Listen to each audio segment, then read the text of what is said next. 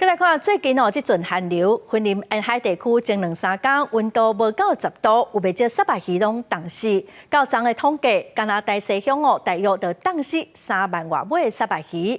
云林县政府农业处是呼吁讲，有灾损的养殖户爱赶紧通报，若是有合标准会随办理补助。沙白鱼伫水面浮浮沉沉，受到这阵寒流影响，云林大西前2-3天半暝啊，气温无到10度，嘛造成这沙白鱼因为伤寒来冰岛，有渔民就损失超过1000尾的沙白鱼。很难估计啦，因为只只水底看无，所以很难估计，放2000几尾啊。安尼就差不多要1000只。对啊。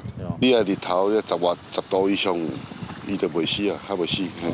是惊之前冻着的，伊会搁打死伊安尼。吓吓。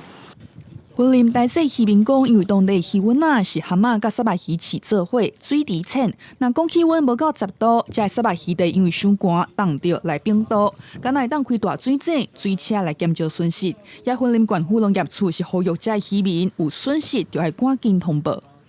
我们这边吃到是，因为我们这边都是以虱目蚁的跟那个文革齿的那个混养嘛哈。那排气的部分目前大概严重大概只有3%左右啦，我们知道大概3%的左右。农业处统计到12月25日，大西沙白鱼超有3万外尾来关死。虽然讲也未达到天然灾害救助标准，不过会继续关注，嘛希望渔民爱做好防寒措施，避免二处的寒害损失。记者云林报道。